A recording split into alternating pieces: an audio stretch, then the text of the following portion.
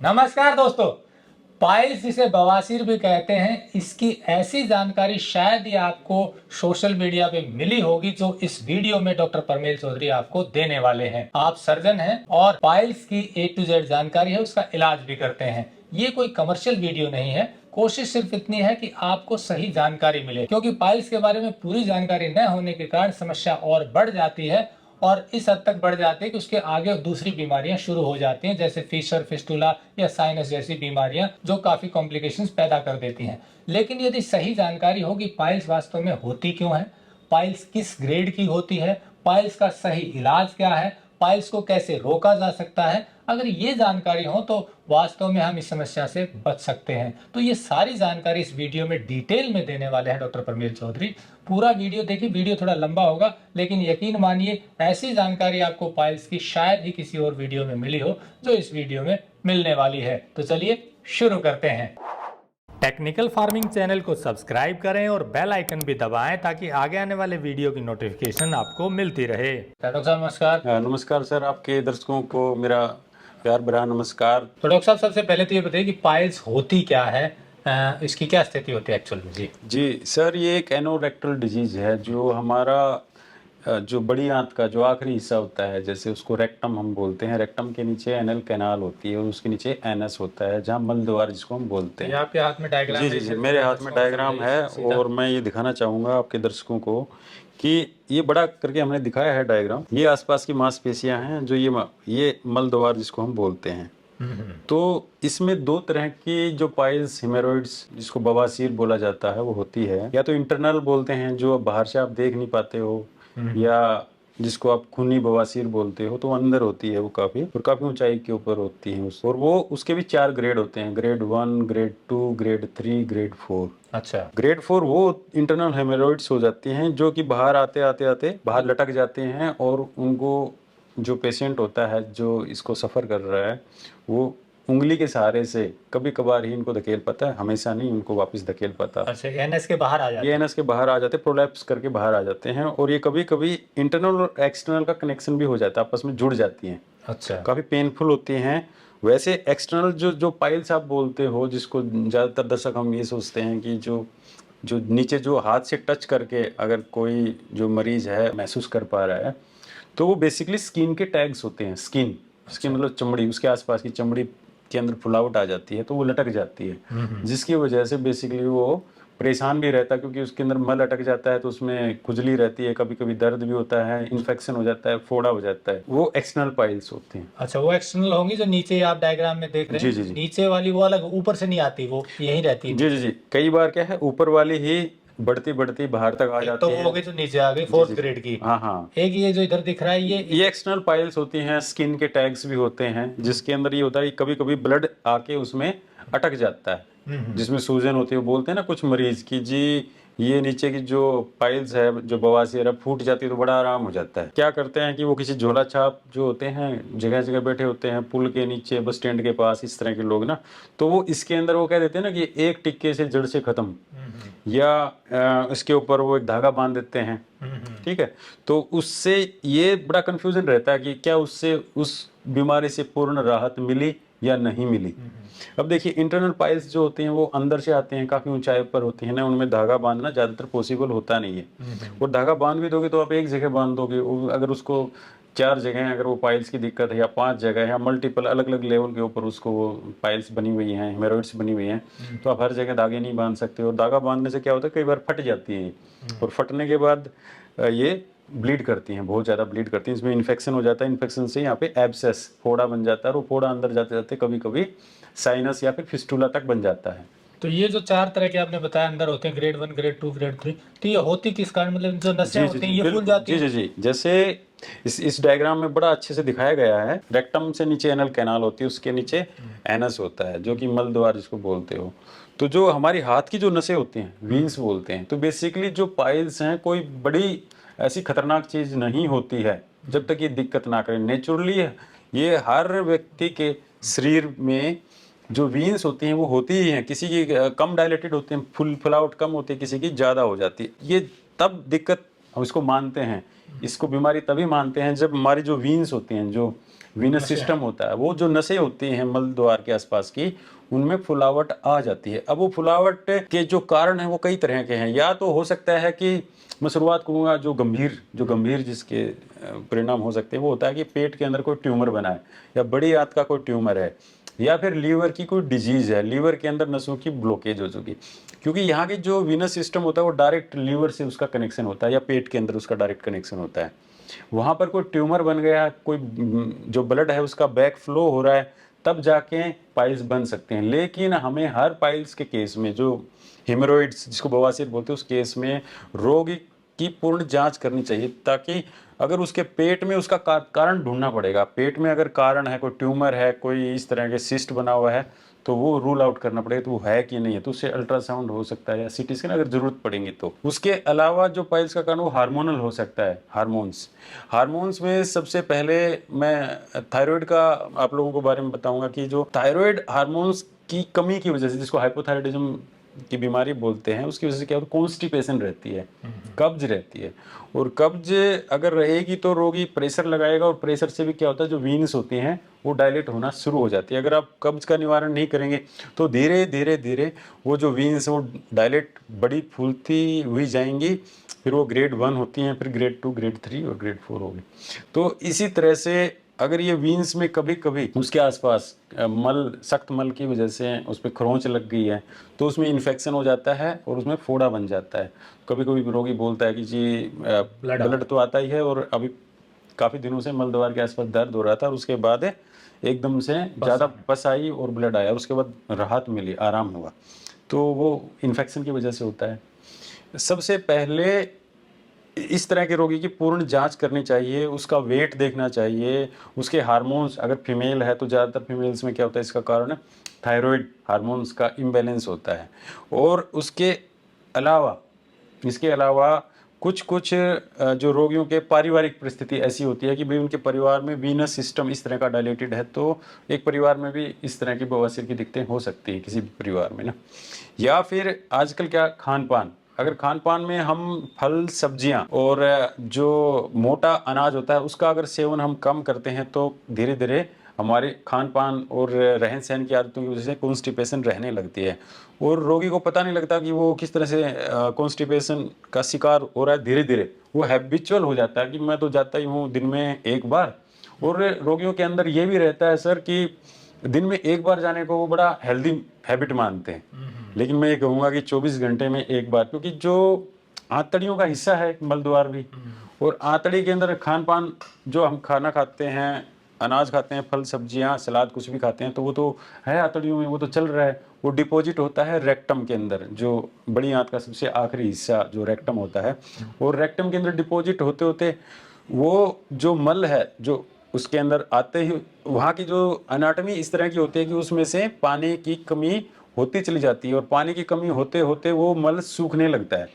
और सूखा हुआ मल अगर एनल कैनाल में से बाहर आता है और उसमें वो प्रेशर देगा सूखा हुआ मल, और उसको निकालने के लिए रोगी जोर भी ज़्यादा लगाता है, और जोर लगाएगा तो जो हमारा ब्लड है, जो मैंने बताया कि जो वीनस सिस्टम, जो वीनस होती हैं वो और ज़्यादा डायलेट होती चली जाती हैं, और वहाँ की फिर कब्ज है, पाइल्स ग्रेड 1 है, वो धीरे धीरे वो ग्रेड 1 से ग्रेड 2, फिर भी रोगी उसको इग्नोर करता रहता है तो ग्रेड 3 हो जाती हैं, वो ग्रेड 4 तक चली जाती हैं, और बीच बीच में कभी ब्लीडिंग हुई, कभी नहीं हुई, कभी ब्लीडिंग हो गई, कभी नहीं हुई। इस तरह से एक दूसरे से रिलेटेड ये चीज़ें हो तो जाती हैं। इससे ये तो हो गए पाइल्स के ग्रेड, यानी कि पहले शुरुआत हुई, फिर थोड़ी सी बड़ी हो गई नसें, और फिर जब बाहर आने लगती है तो ग्रेड 4 हो गया। जी जी तो अब ये दिक्कत क्या करती है, और इससे आगे क्या परेशानी हो सकती है अगर ज़्यादा लंबे समय तक इग्नोर करें तो? जी जी इससे दिक्कत ये होती है सर कि एक तो रोगी का जो मल द्वार के आसपास ये नसों का गुच्छा बन जाता है, और गुच्छे के अंदर मल के जो टुकड़े होते हैं दुनिया भर के, वो उसमें फंसे रह जाते हैं। एक तो वहाँ पर खुजली होना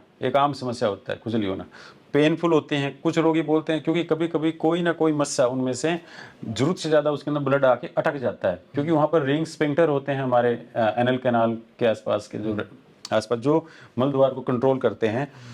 तब उसमें ये होता है कि वहाँ पेन होता है, जबरदस्त वाला पेन। अगर कोई जो पाइल होती है उसके अंदर ब्लड स्टैग्नेंट मतलब अटक जाता है, तो हम उसको बोलते हैं थ्रोम्बो। उसके अंदर क्या होता है, कभी कभी ब्लड का थक्का भी बन जाता है, और वो थक्का बन करके उसके अंदर बहुत ज़्यादा दर्द करता है रोगी को और उसके अंदर अगर वो थक्का बना है तो उसके ऊपर से इन्फेक्शन हो जाता है, पस बन जाती है और पस से फिर वो साइनस में कन्वर्ट हो सकता है, फिस्टुला बन सकता है और इस तरह से रोगी परेशान होता रहता है। आगे दिक्कत बढ़ सकती है। दिक्कत बढ़ती चली जाती है, घाव हो जाते हैं। ये तो हो गए यानी कि कारण और इसकी पहचान। जी जी जी। अब किस स्टेज पर व्यक्ति को क्या इलाज लेना चाहिए, क्योंकि जनरली हम बात करें आयुर्वेद में नेचुरोपैथी में या कुछ नुस्खे बताए जाते हैं कि भाई आप ये ले लीजिए, या फिर सार सूत्र या कुछ और तरह की चीज, धागे बांधे, कई तरह के इलाज हैं। जी जी जी। तो क्या सही तरीका है, किस समय इलाज कौन सा लेना चाहिए? देखिए हमारे पास पहले तो हजारों साल पहले जो हमारे जो आयुर्वेद है वो हमारी मदद करता था कि खान पान में सुधार हो जाता है। तो सबसे पहले तो मैं ये कहूँगा कि रोगी का उपचार अगर करना है तो सबसे पहले उसके खान पान में सुधार करना चाहिए। अगर खान पान से अगर आपको कॉन्स्टिपेशन नहीं रहती है तो ये जो पाइल्स होती हैं उसमें सुधार हो सकता है, उसमें इम्प्रूवमेंट हो सकता है। अगर उससे इम्प्रूवमेंट हो जाता है तो हमें उसके लिए सर्जरी नहीं करनी पड़ती है। जी। अगर उसके बावजूद भी पाइल्स की, हेमोरॉइड्स की दिक्कत बनी रहती है तब हमें सर्जरी की इंटरवेंशन करनी होती है। तो सर्जरी में अब मैं ये बताऊंगा कि जो अलग अलग जो एक तरह से तरीके हैं। तो एक तरीका होता है बेंडिंग, रबड़ के बैंड लगाना या फिर सार सूत्र से बांध देना। तो ये एक तरीका है कि जिसमें रोगी को भर्ती भी नहीं करना होता है। रोगी आएगा, अगर उसको एक पाइल्स है या दो है तब, और वो भी काफ़ी एक ऐसी जगह पे जहाँ पे हमारा जो इंस्ट्रूमेंट है वो जा सके, तब तक हम उसकी बेंडिंग कर सकते हैं। लेकिन बेंडिंग का नुकसान ये होता है कि एक तो क्या है, जब मल पास होता है वहाँ से, क्योंकि ये तो मल तो जैसे दिन में 2 बार जाता है या 3 बार जाता है या 1 बार जाता है, तो जाएगा तो वो बैंड्स वहाँ से डिसलोकेट हो जाते हैं, निकल जाते हैं। और बैंड जहाँ पे लगेगा या धागा जिसको सार सूत्र बोलते हैं वो बांधते हैं, तो कई बार क्या होता है कि वो मल उसमें अटक के वो एकदम से वीन ही फट जाती है और उसको बहुत ब्लीडिंग होती है रोगी को।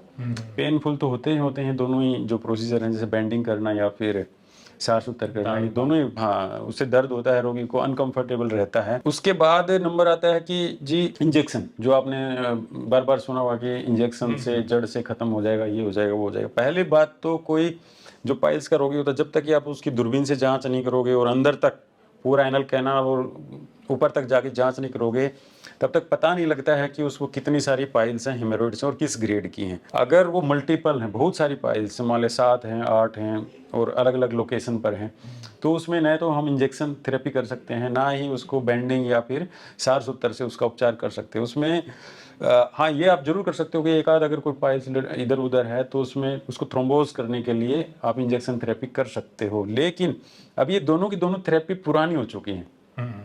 अब दोनों की दोनों थेरेपी में जो भ्रामक प्रचार ज़्यादा होता है कि जी जड़ से खत्म, धागा बांध दिया, जड़ से खत्म। अरे धागा एक पाइल्स को तो बांध सकते हो आप, जो मल्टीपल हैं और अलग अलग ग्रेड की है तो उसको आप कैसे बांधेंगे। दूसरी बात इंजेक्शन, कुछ लोग बोलते हैं कि इंजेक्शन लगाया और जड़ से खत्म। पहली बात तो जो इंजेक्शन में हम जो दवाई यूज़ करते हैं वो इस तरह की होती है कि वहाँ जाते ही उस खून को एक क्लोट में बदल देती है, क्लोट। अब वो क्लोट फिर वापस हमारी बॉडी उसको एब्जॉर्ब कर पाती है कि नहीं कर पाती है। और वो जो वीन्स की जो वाल है, दीवार है, जो वीनस सिस्टम है, वो धीरे धीरे अगर उससे कोलैप्स हो जाए तब तो हम ये मानेंगे कि एक इंजेक्शन से उसका कुछ उपचार हो गया। लेकिन एक नहीं होती है, पाइल्स अलग अलग लेवल पर अलग अलग ज़्यादा मात्रा में होती हैं। दूसरा, अब जो हमारी सर्जरी जो होती है उसमें ये होता है कि जी हम पाइल्स को जैसे इसकी जो मेन लोकेशन होती है वो 3 o'clock पे होती है, 7 o'clock पर होती है और 9 o'clock पर हो सकती है या 12 o'clock पे। जैसे अब घड़ी एक होती है, घड़ी के अनुसार हम उसको डिवाइड करते हैं जो मलद्वार को एक राउंड शेप में। तो उसी आधार पे हम बताते हैं कि जी 6 o'clock पर इसको ग्रेड 3 हेमोरॉइड है जी, इसको 9 o'clock पर इसको ग्रेड 2 है और जी 12 o'clock पर इसको ग्रेड 4 है। अच्छा। और अकेली हेमोरॉइड हैं जैसे पाइल्स जिसको बोलते हैं, बवासीर है, या साथ में कोई फीसर भी है। फीसर होता है जैसे सख्त मल आएगा तो उसमें एनल कैनाल में कट लग जाता है, काफ़ी गहरा, जैसे चाकू से लगता है, वैसे काफ़ी पेनफुल होता है। वो है या नहीं है, तो सबसे पहले तो हमें उसकी डायग्नोसिस प्रॉपर करनी चाहिए कि किस जो लेवल पर कौन सी ग्रेड की हेमोरॉइड है। उसके बाद हम सर्जरी का प्लान कर सकते हैं। और सर्जरी में जैसे ओपन सर्जरी, जैसे हम नाइफ से जो करते हैं, उसमें क्या होता है कि हम नीचे एनल जो ओरिफिस होता है नीचे, जो मलद्वार बोलते हैं, वहाँ से लेकर ऊपर तक उसी सीध में जहां पर वो जो वीनस सिस्टम डायलेट है, जिस साइड की जो पाइल है उसको पकड़ करके उसको बिल्कुल स्किन से उठा लेते हैं और ऊपर जाके उसको लाइगेट करते हैं, धागे से उसको बंद करते हैं और बाकी को काट के बायोप्सी के लिए भेज सकते हैं।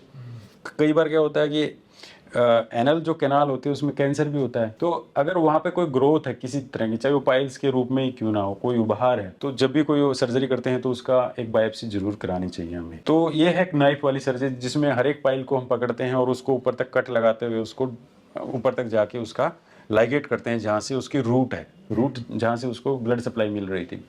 अब जो लेटेस्ट जो सर्जरी है वो है सबसे best laser surgery. Laser surgery में ये है कि कम से कम उसको काटने का जो नाइफ है उसकी कम से कम जरूरत होती है और उससे ज्यादातर पाइल्स वहीं जहां पे हैं वहीं पे बंद हो जाते हैं, क्योंकि हम उसके रूट लेवल तक उसकी जो बिल्कुल जो जहां से स्टार्ट है उसका वीनस सिस्टम, वहां पर जाके उसके रूट पे जाके हम उसको लेजर से उसकी सर्जरी करते हैं और वहीं से जो उसकी वाल्स हैं वो धीरे धीरे धीरे धीरे कोलैप्स होती हैं और वो हम सर्जरी के दौरान भी हम रोगी को दिखा देते हैं दूरबीन डाल के कि देखिए आपकी ये पाइल्स थी और हमने ये लेजर से की है। तो सर मैं आज के दिन लेजर सर्जरी को सबसे सुपीरियर मानता हूं, क्योंकि जैसे जो पाइल्स मैंने इस डायग्राम में आपको दिखाई है, जैसे हम इसी का अगर लेजर सर्जरी से इसका उपचार करेंगे तो जो सबसे नीचे वाला जो पार्ट होता है जहाँ पे नॉर्मल स्किन होती है वहाँ से हम उस लेजर की मशीन को उसमें डालते हैं, वो फिर ऊपर में इसकी रूट तक जाएंगे, वो रूट में जाके इसको यहीं से उसकी लेजर सर्जरी स्टार्ट करते हैं और धीरे धीरे धीरे इसकी रूट को बिल्कुल यहाँ से बंद कर देते हैं लेजर से, ताकि जो ब्लड सप्लाई है वो इसकी बंद हो जाए। और उसके बाद इसको धीरे धीरे ये जो इसकी वाल्स हैं, जो इसकी दीवारें दिख रही हैं, इसको सारी को लेजर से अंदर से उसको सर्जरी करते हुए आते हैं और ये धीरे धीरे धीरे धीरे क्या होती है, जितनी भी जो एक्स्ट्रा जो टिश्यू था वो सारा का सारा कोलैप्स हो जाता है और उस वाल के साथ चिपक जाता है। इसी तरह से अगर कोई बाहर इस तरह की जो पाइल लटकी हुई तो उसको भी लेजर से हम रिमूव कर सकते हैं।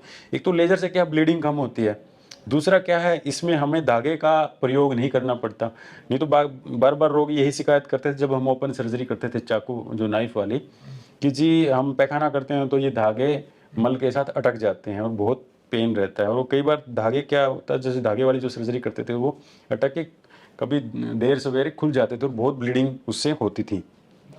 तो सर अब लेजर सर्जरी को मैं सबसे सुपीरियर मानता हूँ और लेजर सर्जरी के बाद पेशेंट का हॉस्पिटल के अंदर जो स्टे होता है, जो रुकना होता है, वो भी मुश्किल, या तो कई बार तो क्या होता है ग्रेड 1 या 2 में जो पेशेंट आए हैं उनका तो हम नेक्स्ट डे ही छुट्टी कर देते हैं, और ग्रेड 3 है या ग्रेड 4 है या मल्टीपल पाइल्स है तो उसमें हो सकता है कि रोगी को 2 या 3 दिन तक हम यहाँ पर रखते हैं ऑब्जर्वेशन में, कहीं उसको दोबारा से ब्लीडिंग ना हो जाए या पेन ज़्यादा ना हो जाए, और उसके बाद उसकी छुट्टी कर देते हैं एंटीबायोटिक्स वगैरह देके। तो ये है इलाज। जी जी। अब एक चीज और है कि पाइल्स को ज्यादा समय तक डिले करने से कुछ और समस्याएं भी आ सकती हैं, वो एक बार शॉर्ट में बता दें, डिटेल्ड वीडियो हम आगे जी जी जी जी सर। मैं दर्शकों को बता दूं कि पाइल्स लंबे समय तक रहे तो डॉक्टर साहब ने बताया था उससे और दिक्कत भी आ सकती है। अभी शॉर्ट में ये बता देंगे, डिटेल्ड वीडियो उसके बारे में आगे डालेंगे। जी क्या क्या दिक्कत आ सकती है? देखिए पाइल्स एक तरह से रिलेटेड होती है कॉन्स्टिपेशन से, चाहे वो हार्मोनल है, चाहे वो किसी ट्यूमर की वजह से है, या फिर उसके खान पान की आदतों की वजह से, या फिर उसका वर्किंग स्टाइल ही ऐसा है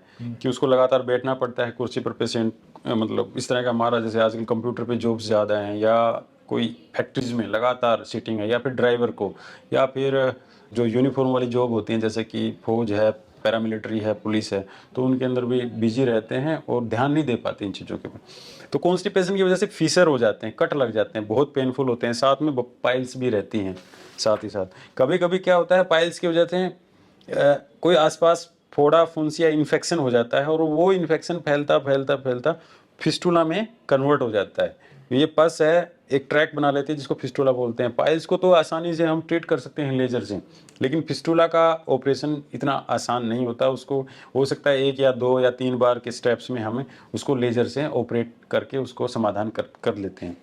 तो और दूसरी बात क्या है कि पाइल्स के रोगी मैंने ऐसे भी देखे हैं जो बिल्कुल नौजवान पाइल्स के रोगी, जिनका जो ब्लीडिंग जो डेली ब्लीडिंग होती है, मान लिया किसी का डेली का डेली 100 ml 200 ml ब्लड निकल रहा है, तो धीरे धीरे उनका जो HB लेवल होता है वो काफ़ी हद तक गिर जाता है। कई कई रोगियों को तो मैंने ऐसा भी देखा है कि पाइल्स के ऑपरेशन से पहले वो 5.5 या 6 ग्राम HB, तो लगभग उनका जो खून को जिसको ग्राम में हम बताते हैं, तो वो 5.5 6 ग्राम 4 ग्राम वाले रोगी आते हैं, बिल्कुल पीले बिल्कुल चेहरा हम देखेंगे तो बिल्कुल पीला होता है।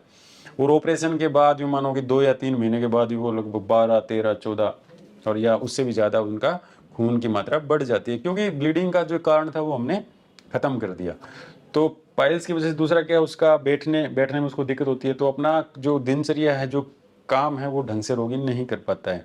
खुजली रहती है, बार बार इन्फेक्शन रहता है, पस रहती है, इरिटेशन रहती है और मेंटली भी डिस्टर्ब रहते हैं। तो पाइल्स के रोगियों से मेरी यही विनती है कि आप इसकी प्रॉपर जांच कराइए कि एक्चुअल में पाइल्स क्यों हैं। अगर देखिए कोई भी बीमारी है तो उसकी ये जांच जरूरी है कि है तो क्यों है, उसका कारण क्या, क्या उस सिंपल उसका कॉन्स्टिपेशन है। अगर कॉन्स्टिपेशन है, कब्ज है, तो कब्ज का कारण क्या है, क्या वो हार्मोनल है या खान पान की वजह से है। अगर खान पान की वजह से तो हम अपने खान पान में सलाद का सेवन ज़्यादा करने से कॉन्स्टिपेशन से निजात हो सकती है। फलों का सेवन जो सीजनल हो, जो सबसे सस्ता फल हो, जो सबसे सस्ता सलाद हो, जो उसी सीजन का हो, वो उसका सेवन ज़्यादा से ज़्यादा कीजिए। ज़्यादा ज़्यादा पानी का सेवन कीजिए, पानी की मात्रा, तरल पेय पदार्थ उनका ज़्यादा से ज़्यादा सेवन कीजिए, दही लस्सी का।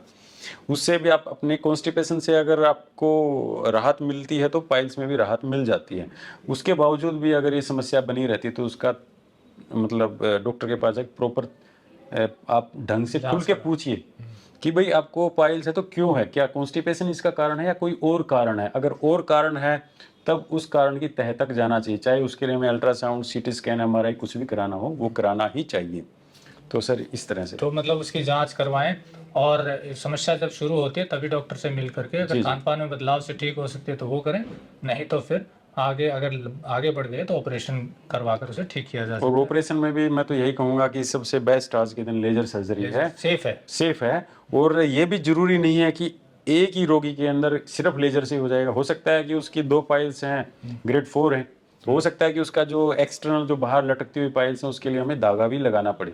और अंदर जो ऊपर तक हैं, जैसे जो उसका रूट काज है, जहाँ तक उसकी जो वीन्स जो ऊपर से जो बन के आए हैं वहाँ तक हम लेजर से उसका उपचार कर सकते हैं। तो एक ही रोगी में कई बार क्या होता है कि हमें कई तरह की स्पेशलिटी के साथ उसका उपचार करना पड़ता है या चाहिए, करना चाहिए हमें।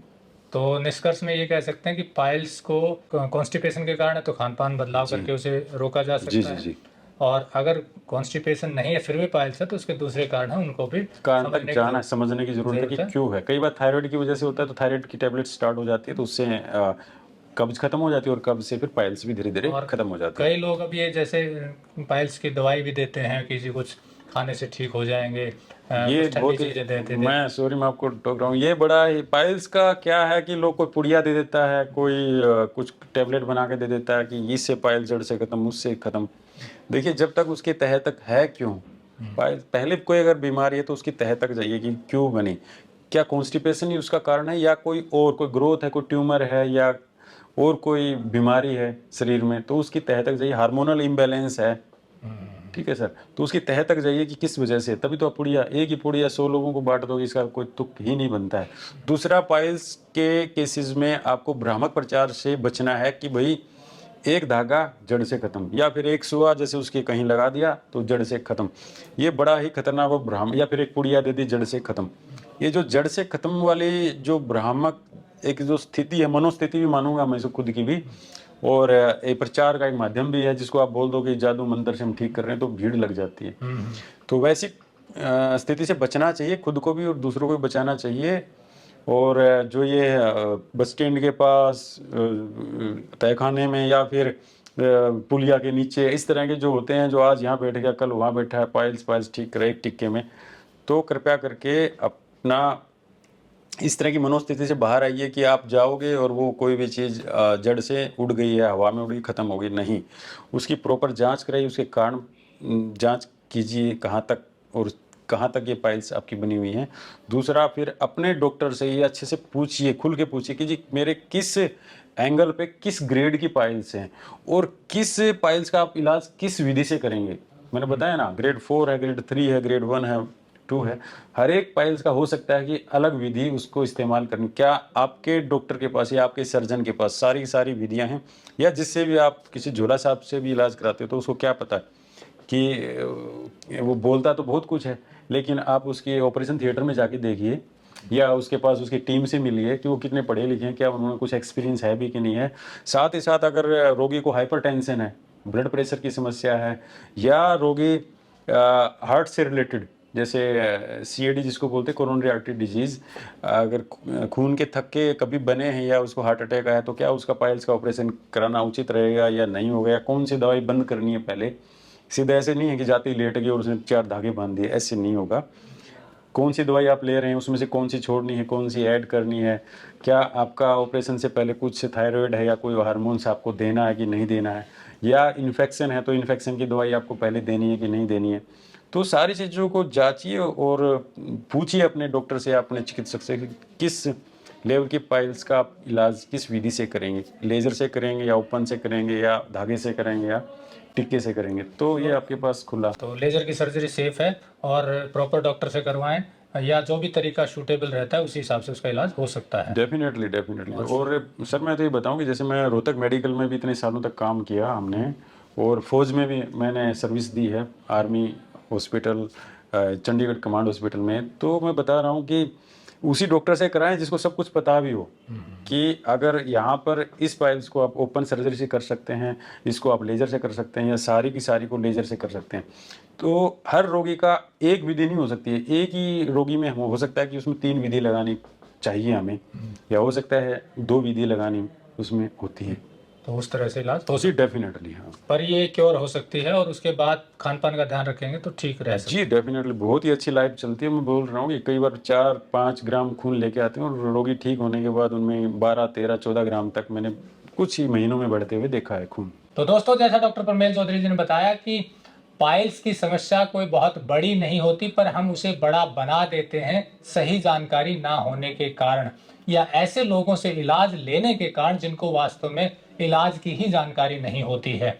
इसी कारण पाइल्स में समस्याएं बढ़ जाती हैं। और दूसरा कारण यह है कि हम इसमें संकोच भी करते हैं। किसी को पाइल्स हो जाती है तो कई बार वो परिवार से शेयर नहीं करते हैं या डॉक्टर के पास नहीं जाते हैं, तो ये भी चीज़ें समस्या को बढ़ा सकती हैं। अदरवाइज अगर शुरुआती दौर में आप सही चिकित्सक से मिल लें या सही जानकार से मिल लें तो काफ़ी हद तक उसे पहले ही रोका जा सकता है, खान पान में बदलाव करके। यदि खान पान में बदलाव करके भी ठीक नहीं हो रही तो उसके दूसरे कारण हो सकते हैं। उन कारण को जांच करवाने के बाद ही आप जान सकते हैं, और वो कारण ठीक हो गए तो फिर पाइल्स भी ठीक हो सकते हैं। और किसी को हो गई है ग्रेड 1, 2, 3, 4 के हिसाब से, तो इसका इलाज भी बहुत आसानी से और सुरक्षित तरीके से हो सकता है। जैसे डॉक्टर साहब ने बताया कि आजकल लेज़र पद्धति से सुरक्षित इलाज हो रहा है। तो ये एक जानकारी देने के लिए वीडियो बनाया गया था। और जानकारी लेनी है तो नंबर हमने दिया हुआ है, आप यहाँ विजिट भी कर सकते हैं। हरियाणा के रोहतक शहर में इनके ये प्रैक्टिस करते हैं और सही तरीके से लोगों को गाइड कर रहे हैं और इलाज करते हैं। वीडियो अच्छा लगा हो तो लाइक और शेयर जरूर कर दें, ताकि और लोगों को भी इसके बारे में जानकारी हो सके और इस समस्या से निजात पा सकें। जुड़े रहिए टेक्निकल फार्मिंग से। नमस्कार, जय हिंद। अगर आपको यह वीडियो पसंद आया है तो ज्यादा से ज्यादा लाइक और शेयर जरूर करें। साथ ही चैनल को सब्सक्राइब करना ना भूलें।